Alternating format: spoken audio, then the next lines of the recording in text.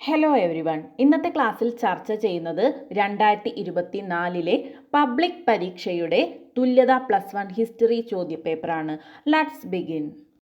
A കോളത്തിന് അനുയോജ്യമായവ B കോളത്തിൽ നിന്ന് കണ്ടെത്തി എഴുതുക. 4 മാർക്കിൻ്റെ ചോദ്യമാണ്. ഇത് തെറ്റായാണ് കൊടുത്തിരിക്കുന്നത്, ശരിയായി എഴുതണം. ആൻസർ നോക്കാം. Rousseau, social contract, Louis 14 Bourbon രാജാവ്, Ned Ludd, Luddism, Napoleon Bonaparte, continental വ്യവസ്ഥ.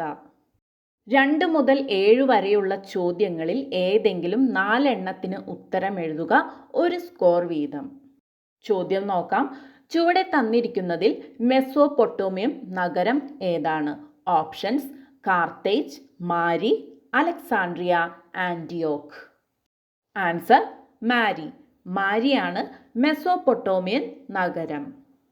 അടുത്ത ചോദ്യം. ചുവടെ നൽകിയിരിക്കുന്നവയിൽ ഇംഗ്ലണ്ടിലെ ഭരണാധികാരി ആരായിരുന്നു? Options: Louis 14, Henry 7, Augustus, Gallienus. Answer: Henry 7. Henry 7 ആയിരുന്നു ഇംഗ്ലണ്ടിലെ ഭരണാധികാരി. അടുത്ത ചോദ്യം. ജിയോഗ്രഫി എന്ന ഗ്രന്ഥം രചിച്ചത് ആര്? Answer: Ptolemy. ടോളമിയാണ് ജിയോഗ്രഫി എന്ന ഗ്രന്ഥം രചിച്ചത്. അടുത്ത ചോദ്യം.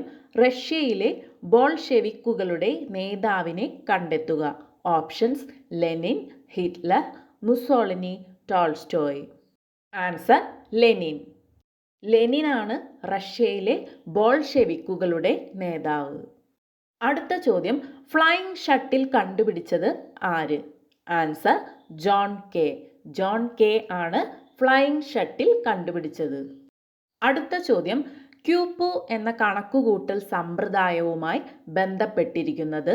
ഓപ്ഷൻസ്: ആസ്ടെക്കുകൾ, മായന്മാർ, ഇൻകകൾ, റോമക്കാർ. ആൻസർ: ഇൻകകൾ. ഇൻകകളാണ് ക്യൂപ്പു എന്ന കണക്കുകൂട്ടൽ സമ്പ്രദായവുമായി ബന്ധപ്പെട്ടിരിക്കുന്നത്. അടുത്ത ചോദ്യം. ചുവടെ തന്നിട്ടുള്ളവയെ കാലഗണനയ്ക്കനുസരിച്ച് ക്രമപ്പെടുത്തുക. വേഴ്സായ് ഉടമ്പടി, ഐക്യരാഷ്ട്ര സംഘടനയുടെ രൂപീകരണം, 1-ാം ലോകയുദ്ധം, 2-ാം ലോകയുദ്ധം. ആൻസർ: 1-ാം ലോക മഹായുദ്ധം 1914, വേഴ്സായ് ഉടമ്പടി 1919, 2-ാം ലോക മഹായുദ്ധം 1939, ഐക്യരാഷ്ട്ര സംഘടനയുടെ രൂപീകരണം 1945. അടുത്ത ചോദ്യം. തന്നിരിക്കുന്ന ലോകത്തിൻ്റെ രൂപരേഖയിൽ ചുവടെ നൽകിയിട്ടുള്ളവ അടയാളപ്പെടുത്തുക. മെഡിറ്ററേനിയൻ കടൽ, കോൺസ്റ്റാന്റിനോപ്പിൾ, സഹാറ മരുഭൂമി, റോം. നിങ്ങൾക്ക് ഭൂപടം മാർക്ക് ചെയ്യാൻ പരീക്ഷയ്ക്ക് തരും. പ്രധാനപ്പെട്ട സ്ഥലങ്ങൾ അടയാളപ്പെടുത്തി പഠിക്കുക. 10 മുതൽ 18 വരെയുള്ള ചോദ്യങ്ങളിൽ ഏതെങ്കിലും 8 എണ്ണത്തിന് ഉത്തരം എഴുതുക. 2 സ്കോർ വീതം. ചോദ്യം നോക്കാം. ആസ്ട്രലോപിറ്റേക്കസിന്റെ ഏതെങ്കിലും 2 സവിശേഷതകൾ എഴുതുക. അടുത്ത ചോദ്യം. റോമ സാമ്രാജ്യവും ഇറാനിയൻ സാമ്രാജ്യവും തമ്മിലുള്ള വ്യത്യാസങ്ങൾ എഴുതുക.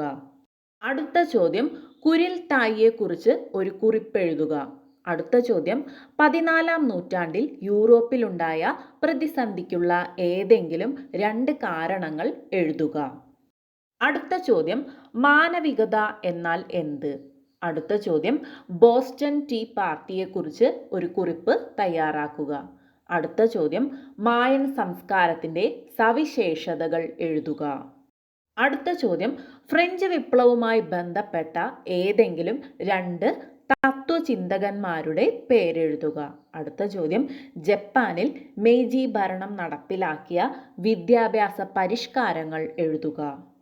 19 മുതൽ 21 വരെയുള്ള ചോദ്യങ്ങളിൽ ഏതെങ്കിലും 2 എണ്ണത്തിന് ഉത്തരം എഴുതുക. 3 സ്കോർ വീതം. ചോദ്യം നോക്കാം. ഹോമിനോയിഡുകളിൽ നിന്നും എങ്ങനെ വ്യത്യാസപ്പെട്ടിരിക്കുന്നു? അടുത്ത ചോദ്യം. കോപ്പർനിക്കസിന്റെ വിപ്ലവം എന്നാൽ എന്ത്? അടുത്ത ചോദ്യം. സൺയാത് സെന്നിന്റെ തത്വങ്ങൾ എഴുതുക. 22 മുതൽ 26 വരെയുള്ള ചോദ്യങ്ങളിൽ ഏതെങ്കിലും 4 എണ്ണത്തിന് ഉത്തരം എഴുതുക. 4 സ്കോർ വീതം. ചോദ്യം നോക്കാം.